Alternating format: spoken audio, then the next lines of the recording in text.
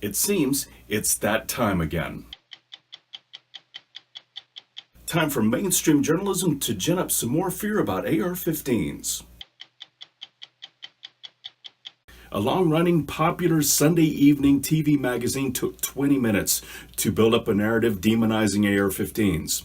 I'm going to deconstruct it in 1/4 that time.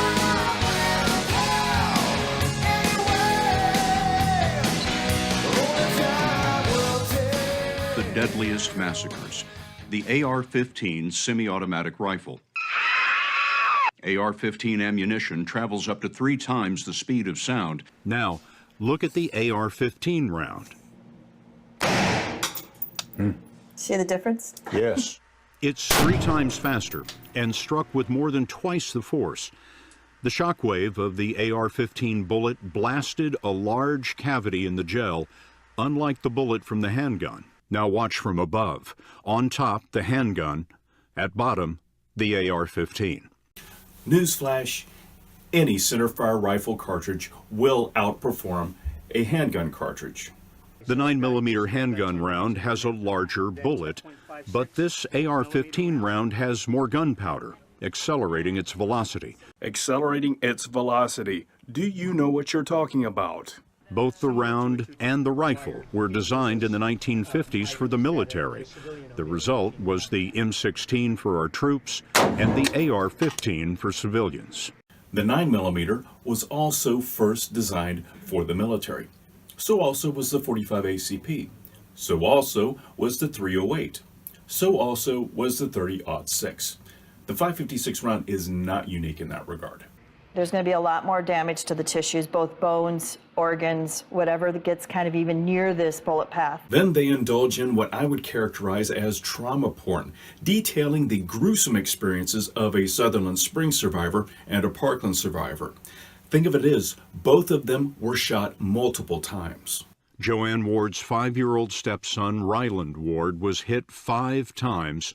You'd been shot how many times? 4 times. Now, if you get hit that many times with any weapon, chances are you're not going to have a good day. Now, I've heard varying opinions on the lethality of the .556, with the 60-minute spot being among the worst. But on the other end of the spectrum, you also have those like this combat medic who was rather unimpressed with it. I have yet to witness a single-shot quick kill with this round. But terminal ballistics are hardly of any concern if so few of these weapons are used to murder. And even Scott admits as much. The AR-15 style rifle is the most popular rifle in America. There are well over 11 million, and they are rarely used in crime. They are rarely used in crime. Rarely used in crime. Handguns kill far more people. But since that's no way to pursue a story that is intent on demonizing the AR-15, he redirects attention back to the original narrative by claiming, but the AR-15 is the choice of our worst mass murderers. What does he mean by worst? He mentions Parkland, he mentioned Sutherland Springs, but not Virginia Tech, which racked up more dead bodies than either one of those two, and without an AR-15. The San Isidro shooting from the 80s and the Luby's cafeteria shooting from the 90s were also bigger events than Parkland. But since neither one involved an AR-15, apparently they weren't worth noting.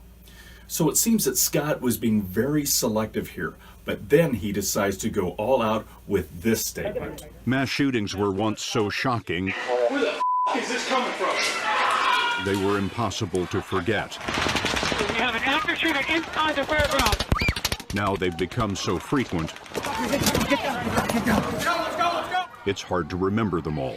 Actually, truth be told, mass shootings are still a very infrequent occurrence, accounting for only 0.07% of all gun-related murders in the years 2012 to 2017, according to FBI stats and Mother Jones' running tally of mass shootings. What's more, AR pattern rifles accounted for only about 30% of these mass shootings, which don't really make it the mass murderer's weapon of choice, does it?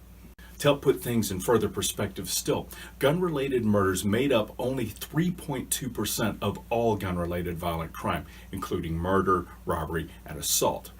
Now, this sort of violent crime made up only 30% of all total violent crime in the United States between the years of 2012 to 2017. And this violent crime was experienced by only 0.3% of the U.S. population. In other words, we're talking a small portion of a small portion of a small portion of a small portion of a small portion.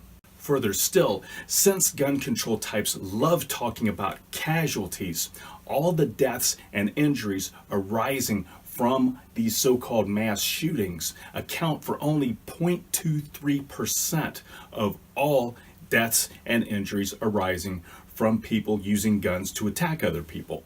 So what we've been talking about here are very small numbers, numbers that don't really live up to the hype that stories like this 60-minute spot try to gin up over these kind of rifles. Can they be misused? Yes. Have they been misused? Yes. But that does not take away from the fact that the overwhelming number of AR-15 owners handle their hardware safely and responsibly. What's more, concerns that are voiced over the power of these rifles tend to ignore the fact that that same power also has great defensive value, and that is what most people own these for. Not to inflict woe on American society, but to prevent it from happening.